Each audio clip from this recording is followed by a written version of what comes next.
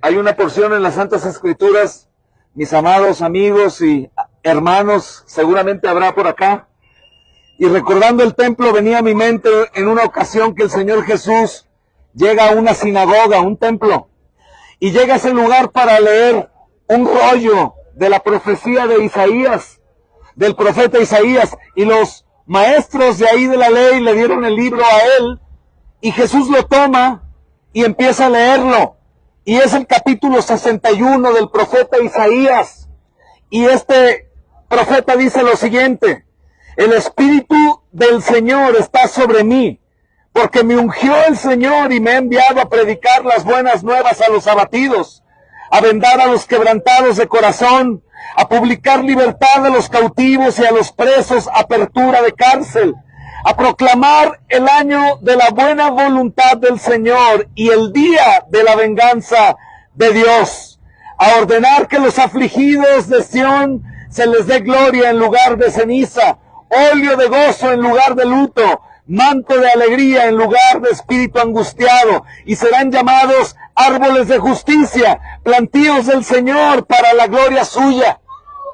Cuando el Señor Jesús cierra este rollo, imaginen la escena tan impresionante, cierra este rollo y dice: este día se ha cumplido delante de ustedes esta profecía. ¿Y sabes qué hicieron los fariseos? Se empezaron a enfurecer, porque el mismo Señor Jesús se mencionó a sí mismo como el Salvador, y los fariseos esperaban a un Salvador que los libertara de Roma, porque Roma los tenía subyugados al pueblo de Dios.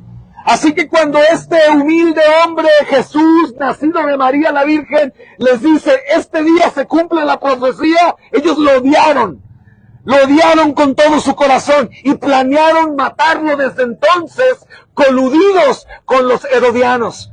Los herodianos era el gobierno que estaba justamente en el tiempo del Señor Jesús, y era Herodes. Tú sabes, Herodes, todos esos hombres Herodes han hecho mal siempre a las cosas de Dios, aunque gobernaban al pueblo judío, al pueblo de Israel. Imagínate la escena de un humilde hombre diciendo: yo soy el Salvador. Ese mismo hombre que dice: vengo a traer libertad a los cautivos. Ahora yo quiero preguntarte: ¿libertad a quién? La Biblia dice, a través del apóstol San Pablo, que los hombres han pecado y que están destituidos de la gloria de Dios. Eso no nos lo enseñaron desde pequeños en la escuela, pero la santa palabra de Dios lo dice. Todos los hombres han pecado y fueron destituidos de la gloria de Dios. ¿Qué quiere decir? Separados. Por eso es que nosotros nacemos desde Adán en pecado. Por eso un niño pequeño, su mamá le dice: no comas esa galleta, y él se va y se esconde y se la come a escondidas. Peca, desobedece, porque es su naturaleza caída. Así que estamos en esclavitud del pecado. Eso enseña la Biblia. Celos, iras, contiendas, herejías, enemistades, orgías, borracheras, odio, muerte, cosas semejantes a las que vemos todo el tiempo. Esto fue la maldición de Dios a Adán.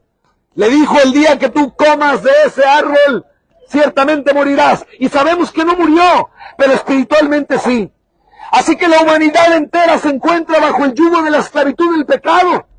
Y tenía que venir alguien a solucionar ese problema. Y ese alguien es Jesús.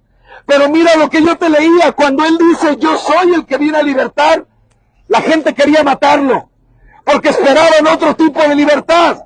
Esperaban una libertad de Roma. Querían a un rey con espada y ejército para asesinar a los romanos y que los judíos pudieran vivir en libertad. No era ese tipo de libertad. La libertad que él venía a traer era la libertad del pecado, del diablo y de la muerte. Y es impresionante, mis amados, el evangelio del apóstol Juan, dice por boca del Señor Jesús, porque de tal manera amó Dios al mundo, que ha dado a su Hijo unigénito, para que todo aquel que en Él cree no se pierda, mas tenga vida eterna. Escucha, lo dio. Es lo mismo que dijo Jesús a través del profeta Isaías, y una vez que lo leyó en vivo en la sinagoga: yo soy el que viene a libertarlos. El Padre dice: yo envío a mi Hijo, y el Hijo dice: yo voy, Padre, con una misión tremenda, porque no únicamente moriría en la cruz, porque ya estaba escrito desde la antigüedad, sino que más allá de eso, moriría para pagar por el pecado del mundo. Imagínate, de tal manera amó Dios al mundo que dio a su Hijo, Jesús. Tú lo conoces, has escuchado de Él. Él murió no únicamente por el mundo pecador, sino por tus pecados de manera particular. Supongamos que entre nosotros hay borrachos, homosexuales, maldicientes, idólatras, iracundos, celosos, afeminados, cualquier pecado. Imagínate que escuchas el mensaje de libertad y dices: yo soy un pecador, yo quisiera ser perdonado por Dios. Y yo te digo: pues mira, hace más de 2000 años Jesucristo voluntariamente fue al Calvario, y en el Calvario dijo: Padre, cárgame a mí la deuda de ese pecador. Y cuando el Señor Jesús está siendo muerto en la cruz del Calvario a manos de los romanos, está sufriendo un castigo en su carne horrible. Pero la Biblia dice que el castigo más horrible fue la ira de Dios sobre él. Por eso él decía: Padre, Padre, ¿por qué me desamparas? Lo desamparaba no porque él fuera un pecador, sino porque él estaba llevando el pecado nuestro en la cruz del Calvario. Imagínate eso. Supongamos que hay un Sergio entre nosotros. Sergio, tú eres un borracho, tú eres un fornicario, tú eres un odioso, un ladrón. Y Sergio tendría que morir por esos pecados, porque Dios es triplemente santo y Él no tolera al pecador y es justo, así que tiene que darle a cada uno lo que merece. Pero si ese Sergio hizo lo que la Biblia dice que debe hacer para poder ser salvo, es librado, y el que no es librado es Cristo. En la cruz el Señor Jesús es azotado como si fuera ese Sergio. Sergio, tú fuiste un asesino, tú fuiste un ladrón, tú fuiste un hipócrita, un borracho, y Jesús, siendo inocente, paga la deuda de Sergio. Mis amados, ¿sabías que tú eres un pecador igual que yo? ¿Y sabes que algún día vamos a morir? La Biblia dice que está establecido que el hombre muere una vez y de inmediato venga el juicio. Por favor, con mucho amor y respeto, pero con urgencia te quiero preguntar: si hoy murieras y Dios, que es justo, te juzgara conforme a tus pecados, ¿qué merecerías? ¿Cielo o infierno? Si eres honesto y sabes que Dios sabe los pecados más ocultos de tu corazón, y Él no tolera, el testigo de Jehová te dirá: no te preocupes, Dios es amor. Mira, testigo de Jehová, yo sé que Dios es amor, pero el problema es que Dios es justo.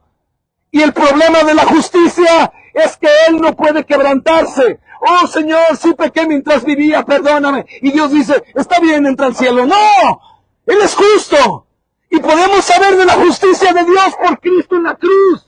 Él odia tanto el pecado que su Hijo vino a morir por los pecadores. ¡Qué maravillosa noticia!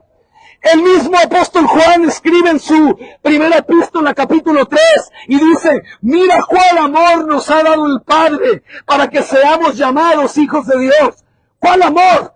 Que mi Hijo, dice el Señor, vino y pagó tu deuda en la cruz, para que tú quedes absuelto de todo pecado. Todo pecado, presente, pasado y futuro. No tenemos que crucificar a Cristo cada vez que pecamos, porque con un solo sacrificio ha salvado para siempre a los que Él escogió. Escuchen, y terminaré en breve.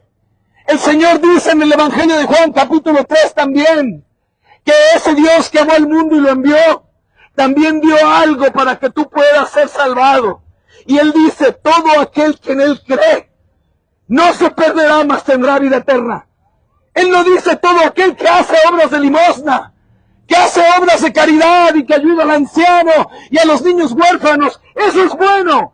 Pero tú sabes que si eres juez y yo adulteré, mentí, robé y digo, oye juez, yo ayudé al anciano y al pobre y a todos, perdóname, tú no me perdonas.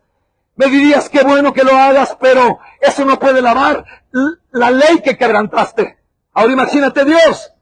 Peco toda mi vida, me emborracho, fornico, veo pornografía, golpeo con mis palabras a las personas que amo y le digo, pero Dios, hice comida a los pobres. Dios no se puede corromper. Dios no se puede corromper. Pero sí dice la Biblia que todo aquel que en Él cree se arrepentirá. Primeramente porque el inocente paga tu deuda. ¿Quién podría pagar una deuda tuya económica de 1 millón de pesos? Nadie, a menos que sea tu padre o alguien que te ama. Pero ¿quién podría pagar el castigo de tu pecado? Y que diga, ¿sabes qué? No lo envíes al infierno a Él, mejor a mí en la cruz, cóbrame su infierno para que Él sea salvado. Imagina, cuánto amor de Dios. Caramba, a veces nos volvemos tan religiosos que creemos que vamos a poder comprar a Dios con nuestra buena actitud, diciendo somos buenos, pero compárate con la ley de Dios. ¿Qué tan buenos somos? ¿Qué tan buenos somos si hay odio en el corazón y aún nuestras buenas obras se hacen con intenciones de que me agradezcan? Pero ahora Dios te dice, renuncia a ti y cree en mí. Cree en Cristo como el único Señor, Dios y Salvador. ¿Cómo puedo yo tener seguridad de que Cristo es el único Salvador? Porque la Biblia dice, Juan 14:6, yo soy el camino, la verdad y la vida, y nadie llega al Padre si no es por mí. Nadie si no es por mí. Nadie, nadie. Nuestra preciosa María, la de la Biblia, dice, Dios mío, Salvador mío, ¿quién soy yo para que veas la bajeza de tu sierva? Dios mío, Salvador mío. Ella alababa al fruto de su vientre como Elizabeth. Alababa al fruto porque el fruto era el Cordero de Dios que quitaría el pecado del mundo. Ese mismo Cristo ahí en la cruz entregó su espíritu. Fue enterrado 3 días. Tú sabes esa historia. 3 días muerto. Y después resucitó. Caminó entre los hombres por más de 40 días. 500 personas lo vieron. Y escucha, enemigos suyos, romanos, fariseos que lo llevaron a la cruz, lo vieron vivo de nuevo y fueron convertidos por verlo resucitado. La gente cercana fue convertida. Los que no creían, creyeron. Es como si tú y yo lo vemos hoy caminando aquí. Si tu fe falla, ahí dejaría de fallar. Pero sabes, Él dijo, más dichoso aquel que cree en mí sin verme. ¿Por qué? Porque el Señor es digno de confianza. Porque tú sabes en tu conciencia que Él existe. Porque sabes en tu corazón cuando haces lo malo. Y si eres pecador, pero estás cansado del pecado, si tienes miedo a la muerte y quieres ir al cielo, por favor, lee la Biblia y renuncia a ti y aférrate a Cristo con arrepentimiento genuino y fe y serás salvo. Todo aquel que cree, aunque esté muerto, vivirá, mis amados. ¿Por qué rechazar esa oferta gratuita? ¿Por qué abrazar el orgullo? ¿Por qué abrazar la incredulidad si sabemos que no hay un hombre bajo este cielo dado a los hombres en quien podamos ser salvos, sino solo en el nombre de Cristo Jesús? Te lo ruego, vea la Biblia antes que sea tarde. Acabo de salir de un hospital hace 4 horas y en la mañana estuve ahí. Hay bebés que mueren, niños que mueren, gente que ahí estaba bien y muere. ¿A dónde irán si no tienen a Cristo? ¿Cómo ellos mismos podrán defenderse? Solo Cristo es el Salvador. Huye a Cristo y vive eternamente. El Señor cambiará tu vida. El Señor te dará temor de Dios. Te dará gozo. Te dará libertad por el nuevo nacimiento. Y podrás vivir tú y tu casa agradando a Dios. Espero que el Señor toque tu vida, te haga entender lo que yo no puedo hacerte entender. No puedo comprenderte. Pero piensa, ¿estás listo para morir y enfrentar un juicio? Yo te recomiendo que vayas a Cristo para que Él sea tu abogado. Y en el momento que mueras, que sepas que eres un pecador. Imagínate la muerte, algo que no conocemos. Y que sepas que el juez sabe que eres un pecador. Y que existe el infierno y en ese momento escuches, no te preocupes, yo pagué tu deuda, entra al cielo. Eso nos va a llevar de rodillas. Jesús, pero yo merecí el infierno. Sí, pero yo pagué por ti. Creíste en mí, te arrepentiste, yo te salvé. Ese es el mensaje del Evangelio. Esa es la libertad que Cristo trajo al mundo. Esa es la oportunidad que te da hoy a ti. Yo no sé por qué tú estás aquí. Tú no sabes por qué yo estoy aquí. Pero yo creo que Dios te está hablando a ti, sin ninguna duda. Que el Señor te bendiga y gracias por poner oídos y respetarme para poderte predicar. Bendiciones en el Dios Trino.